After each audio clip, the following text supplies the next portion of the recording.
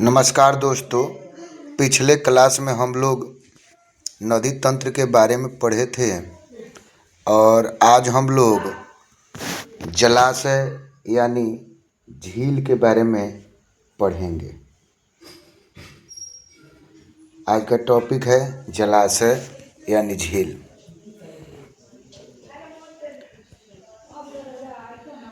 कश्मीर स्थित डल तथा बुलर झील, नैनीताल, राजस्थान का सांभर झील, बेगूसराय का कांवर पक्षी विहार, बेतिया का सरैया मान, दरभंगा का लक्ष्मी सागर जैसे जलाशयों से आप परिचित हैं। यानी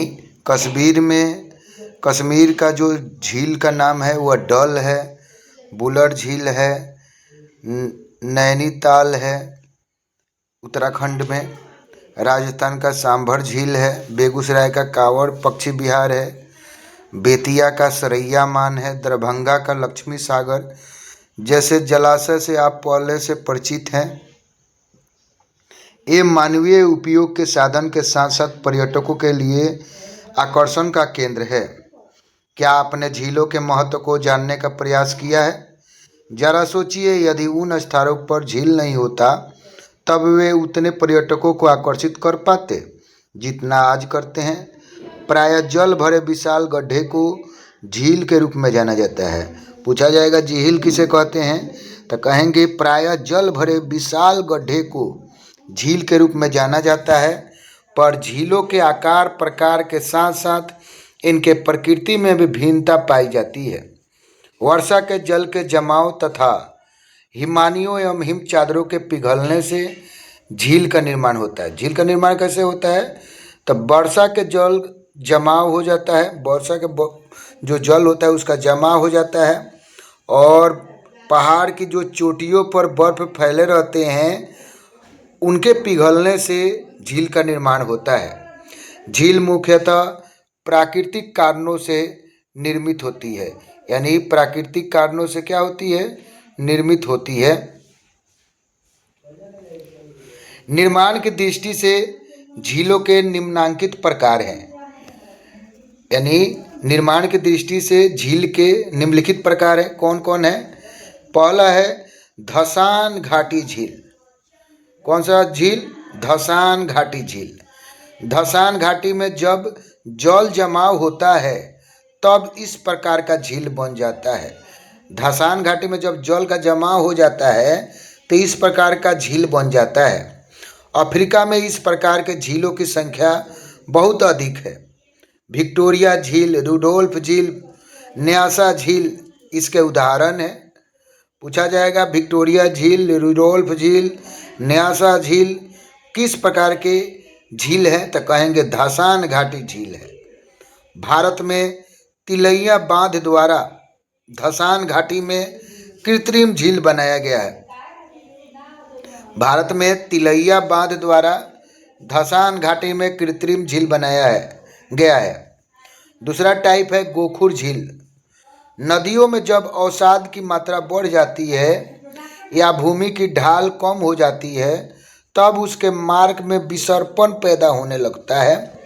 अंततः विसर्पित भाग कटकर मुख्य धारा से अलग हो जाता है जिसका आकार गाय के खुर के समान हो जाता है। इसे गोखुर या परित्यक्त झील भी कहा जाता है। उत्तरी बिहार में इस प्रकार के झील पाए जाते हैं। कहाँ भारत में कहाँ पाए जाते हैं? तो उत्तरी बिहार में इस प्रकार के झील पाए जाते हैं। बेतिया का सरैया मान, बेगूसराय का कांवर झील इसके उदाहरण हैं। बेतिया में पूछा जाएगा कौन सा झील है, तो सरैया मान। और बेगूसराय में कौन सा झील है, तो कांवर झील। बेगूसराय का कांवर झील, बेतिया का सरैया मान झील, ये दोनों गोखुर झील के प्रकार हैं। उसके बाद तीसरे नंबर का है क्रेटर झील। जब ज्वालामुखी के क्रेटर से राख और लावा का आना बंद हो जाता है तब क्रेटर में वर्षा का जल जमा होकर झील में परिणत हो जाता है। बोलिविया का टीटीकाका झील और टर्की का वान झील इसके उदाहरण है। यानी बोलिविया का टीटीकाका झील और टर्की का वान झील जो है क्रेटर झील का उदाहरण है। भारत में इस टाइप का जो झील है उसका नाम है लोनार झील। उसके बाद है लैगून झील।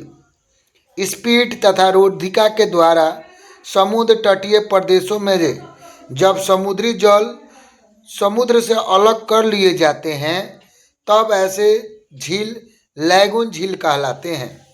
लैगून का उदाहरण भारत स्थित चिल्का एवं पुलिकट झील है। कौन कौन झील है लैगून झील? तो कहेंगे चिल्का और पुलिकट झील। अब है अवरोधक झील। कभी कभी पर्वतीय प्रदेशों में भूस्खलन के कारण चट्टानें गिरकर नदियों के प्रवाह को रोक देते हैं तो इससे भी झील बन जाता है। इसे अवरोधक झील कहा जाता है। कौन सा झील कहा जाता है? अवरोधक झील कहा जाता है। उसके बाद छठे नंबर का है हिमानी झील। हिमालय क्षेत्र में हिमानी द्वारा निर्मित झीलों में नैनीताल झील, भीमताल झील, सातताल झील, ये सभी हिमानी झील के उदाहरण हैं। ये जितने भी ताल वाले झील हैं सब उत्तराखंड में ये पाए जाते हैं। उसके बाद सातवें नंबर का है भूगर्भीय क्रिया से निर्मित झील। जम्मू कश्मीर में उलर झील मीठे पानी की भारत की सबसे बड़ी झील है। पूछा जाएगा भारत की मीठे पानी की सबसे बड़ी झील कौन सी है? तो कहेंगे उलर झील। और उलर झील कहाँ है? तो जम्मू कश्मीर में। जल विद्युत पैदा करने के लिए नदियों पर बांध लगाए जाने से भी इस झील का निर्माण हुआ है। जैसे भाखड़ा नांगल परियोजना के विकास से गोविंद सागर झील का निर्माण हुआ है। लोकटक एवं बड़यानी जैसे कई मीठे पानी के झील के साथ साथ राजस्थान का लवणयुक्त सांभर झील इसी प्रकार का झील है। यानी जो खारे पानी का झील है भारत का सबसे बड़ा झील वह है सांभर झील, जो कि राजस्थान में स्थित है। और इसका भी जो टाइप है वह भूगर्भीय क्रिया से निर्मित झील है। उसके बाद प्रायः यह देखा गया है कि मरुस्थलीय अथवा अर्धशुष्क क्षेत्रों के झील खारे पानी के होते हैं। जितने भी मरुस्थल और अर्धशुष्क क्षेत्र के जितने भी झील हैं सब खारे पानी के झील होते हैं, जबकि ठंडे प्रदेश के तथा पर्वतीय प्रदेश के झीलों का जल मीठा होता है। झील मानव के लिए अत्यधिक उपयोगी होते हैं। ये नदियों के बहाव क्षेत्र को सुचारू बनाने में सहायक है। अत्यधिक वर्षा या बाढ़ दोनों स्थिति में झील नदियों के बहाव को संतुलित रखती है। सूखे के दिनों में संचित जल की उपयोगिता बढ़ जाता है। सूखे के दिन में क्या होता है? संचित जल की उपयोगिता बढ़ जाता है। झील जल विद्युत उत्पादन में भी उपयोगी है। यानी झील का उपयोग कहाँ है? तो जल विद्युत उत्पादन में। ये आसपास के जलवायुविक परिस्थिति को भी समान करती है, यानी जलवायु की स्थिति को भी नॉर्मल करती है। जलीय परितंत्र के सुदृढ़ीकरण के साथ साथ प्राकृतिक छटा को सुंदर, लुभावना तथा मनोरंजक बनाने में झील मदद करता है। अब नेक्स्ट पॉइंट है मानव सभ्यता की जीवन रेखा के रूप में नदियाँ।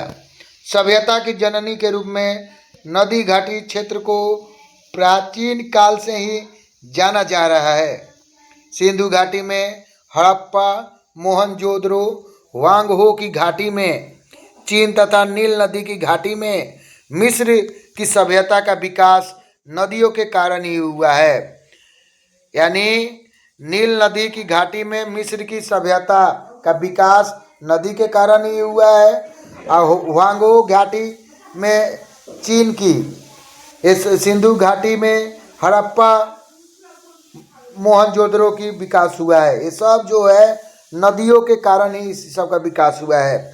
आज प्रयाग में गंगा, जमुना, सरस्वती का संगम श्रद्धालुओं के लिए धार्मिक आस्था का केंद्र बना हुआ है।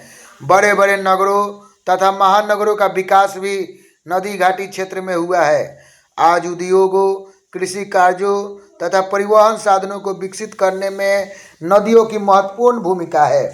यद्यपि नदी जल का अत्यधिक दोहन एवं इन जल राशियों में कचरों का उत्सर्जन नदी को अत्यधिक प्रदूषित कर रहा है। आज वैश्विक स्तर पर यह चिंता का विषय है, यानी चिंतन का विषय है। क्या आप जानते हैं पटना स्थित गांधी सेतु की जो लंबाई है 5.75 किलोमीटर लंबा सड़क पुल है। यानी पूछा जाएगा पटना स्थित गांधी सेतु पुल की लंबाई कितनी है, तो आप बताएंगे 5.75 किलोमीटर, जिसका निर्माण 1982 ईस्वी में हुआ था। पूछा जाएगा पटना पुल का निर्माण कब हुआ था, तो 1982 ईस्वी में हुआ था। पूछा जा रहा है यहाँ पर गांधी सेतु किस नदी पर है, तो आप आंसर क्या बताइएगा, तो आंसर हो जाएगा गंगा नदी पर। उसके बाद है अब नेक्स्ट टॉपिक है प्रदूषण। बढ़ती आबादी के साथ जल का अनुप्रयोग भी तीव्र गति से बढ़ता गया। यह हमारे घरेलू कार्य से लेकर औद्योगिक कार्य के लिए अत्यधिक उपयोगी संसाधन है। आज जल संसाधन का उपयोग आर्द्र कृषि के फसलों के लिए हो रहा है। बाढ़ के समय नदियां विकराल रूप धारण कर लेती है। इस समय वह धरातल के सभी कचरे, अधिवास जनित कचरे, औद्योगिक कचरे, अन्य ठोस कचरे को आत्मसात कर लेती है, जिससे जल की गुणवत्ता बुरी तरह प्रभावित हुई है। कृषि कार्य में उपयुक्त उर्वरक, कीटनाशक, पीड़कनाशी, वस्त्र धोने में प्रयुक्त साबुन, सोडा, अपमार्जक तत्व घुलकर जल को प्रदूषित करते हैं। मल जल प्रवाह, मवेशियों की सफाई जैसे मानवीय अनुक्रियाएं जल प्रदूषण को बढ़ावा देती है। चित्र संख्या 3.4 से मानवीय कार्यों के कारण उत्पन्न आपदा को दिखाया गया है।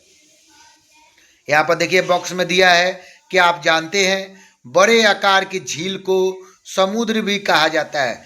बड़े आकार के जो झील होता है उसको समुद्र भी कहा जाता है। अब यहाँ से स्टेटमेंट वाले यानी कथन वाले प्रश्न भी बन सकते हैं। उसमें लिख दिया जाएगा कि बड़े आकार की झील को समुद्र भी कहा जाता है।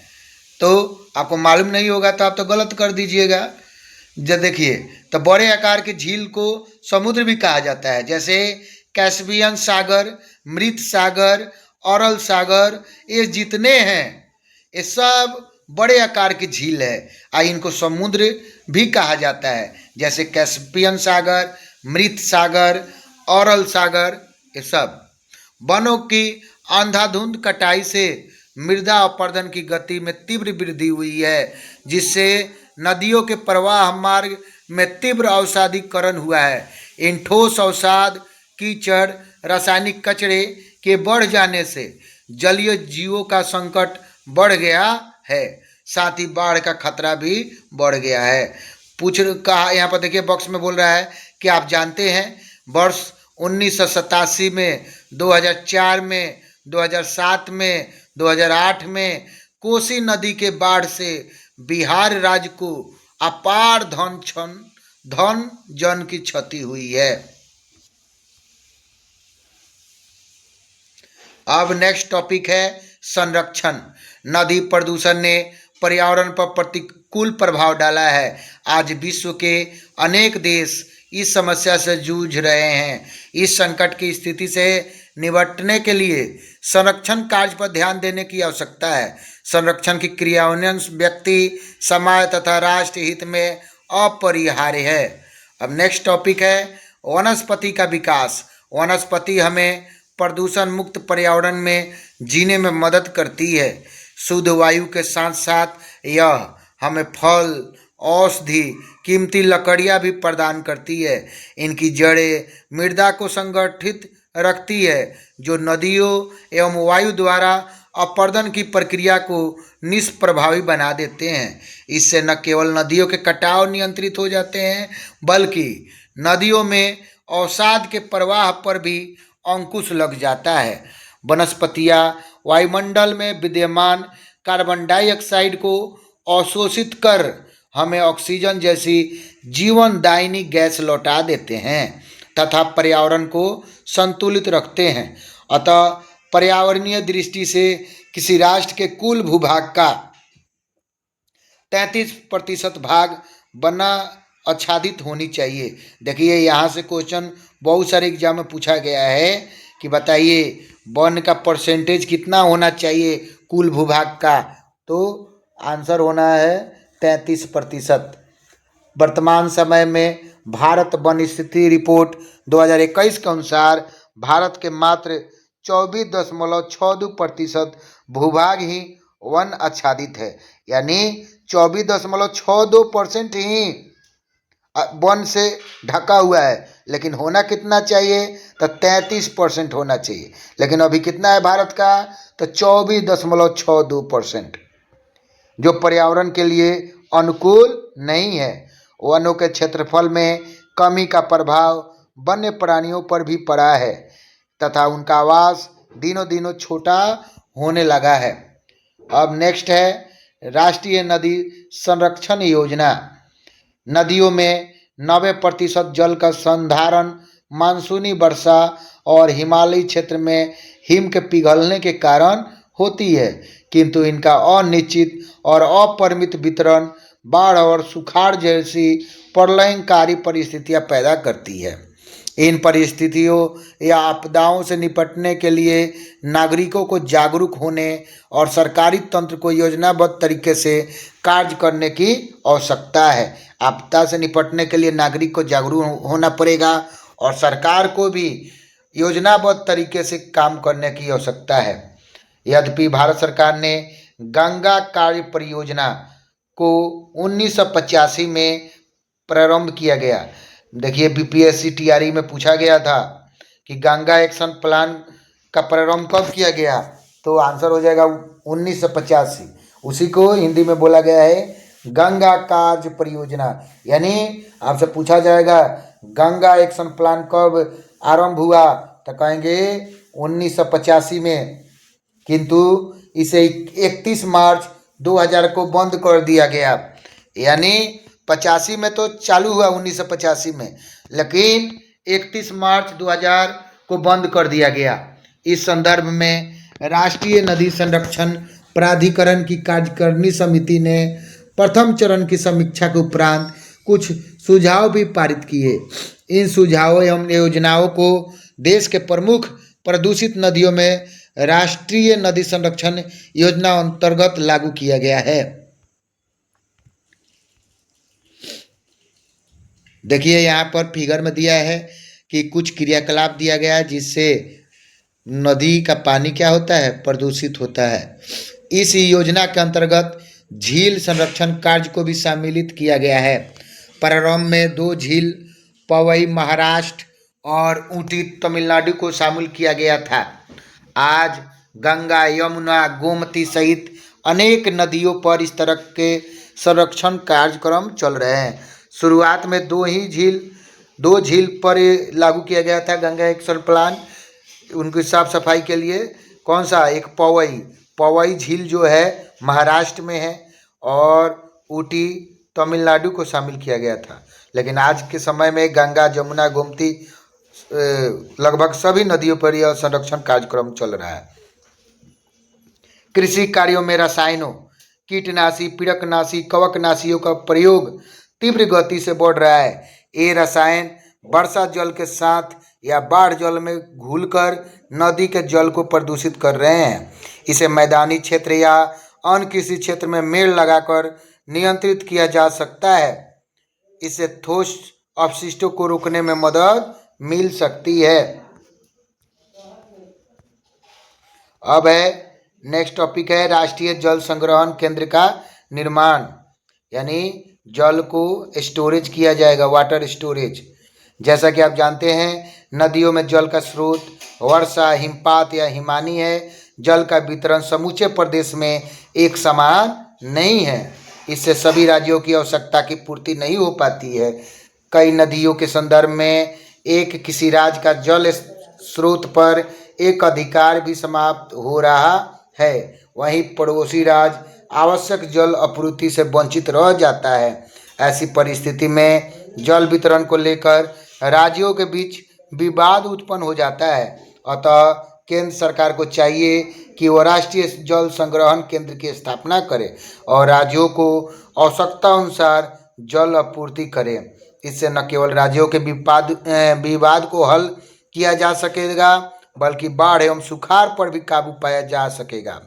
अंतर्राज्य स्तर पर नदियों को जोड़ने की योजना इस दिशा में एक प्रभावशाली नीति हो सकती है, लेकिन इसके कार्यान्वयन को लेकर अनिश्चितता का माहौल है।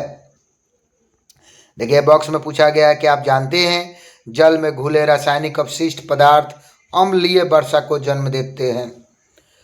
मानव जीवन पर अपवाद तंत्र का प्रभाव, जैसा कि पूर्व में भी कहा जा चुका है कि नदी अपवाद क्षेत्र मानवीय सभ्यता एवं संस्कृति की जननी है। भारत के आर्थिक विकास में नदियों का स्थान महत्वपूर्ण रहा है। नदियाँ आदि काल से ही मानव गतिविधि का साधन रही है।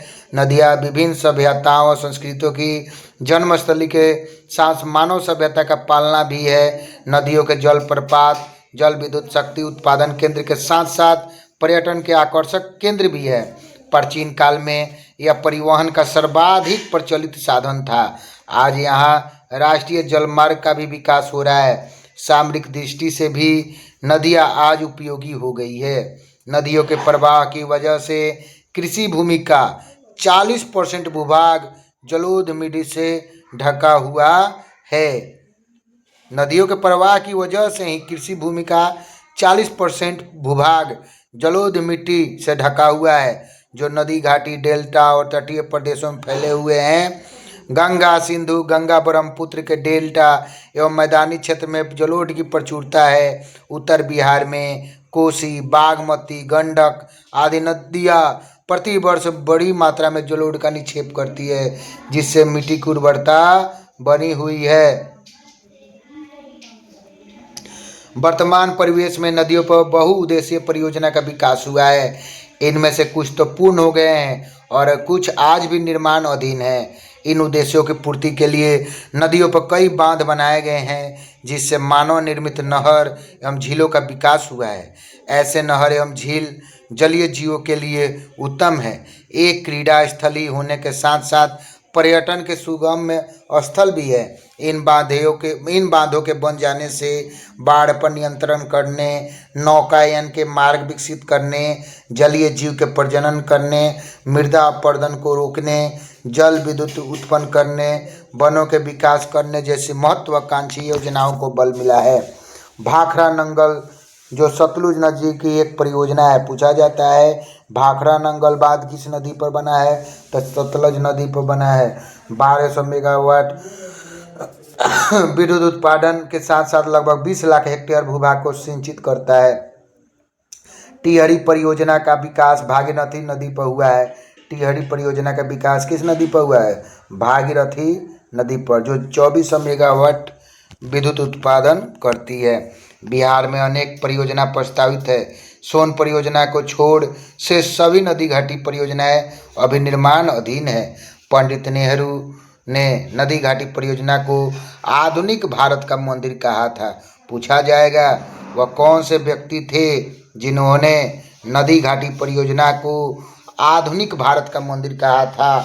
आधुनिक भारत का मंदिर कहा था तो वो थे पंडित नेहरू। क्या आप जानते हैं भागीरथी नदी पर स्थित टिहरी परियोजना विश्व की 5वीं और एशिया की सबसे बड़ी नदी घाटी परियोजना है।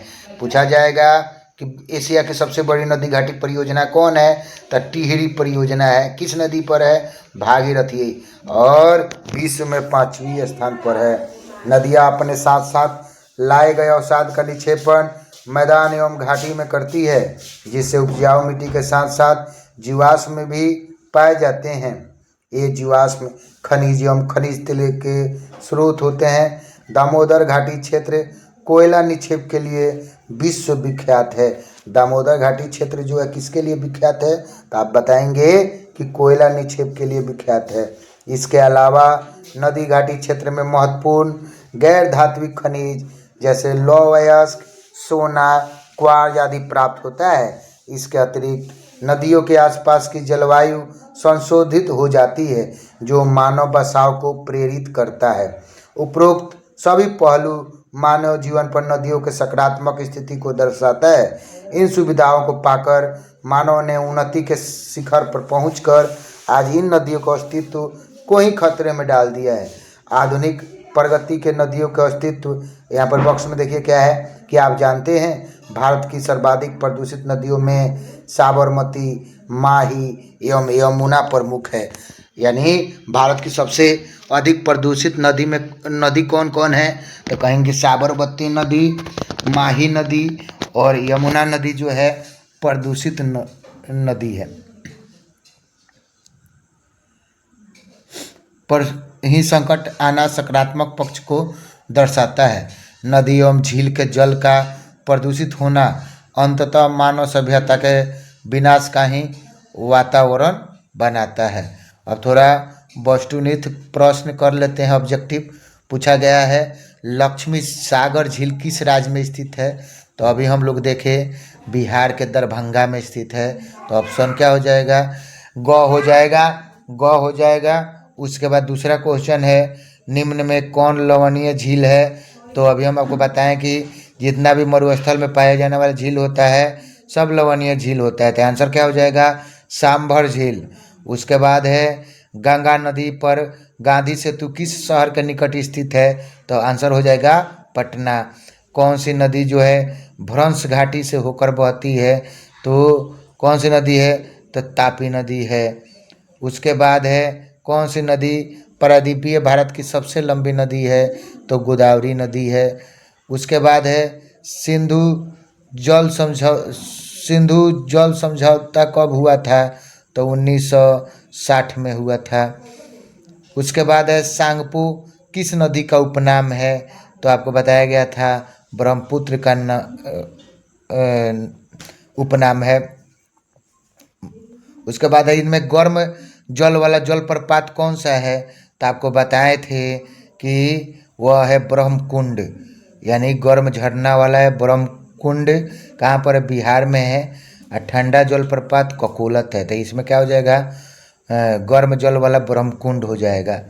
कोसी नदी का उद्गम स्थल कौन है? तो आपको बताया गया था कोसी नदी जो है गोसाई धाम से निकलती है। कहाँ से निकलती है? गोसाई धाम। चलिए आज का यहीं पर सेशन समाप्त होता है। धन्यवाद। आप लोग देखिए, इसको लाइक कीजिए और अपने मित्रों के पास शेयर कीजिए ताकि उन्हें भी परीक्षा की तैयारी करने में मदद मिले।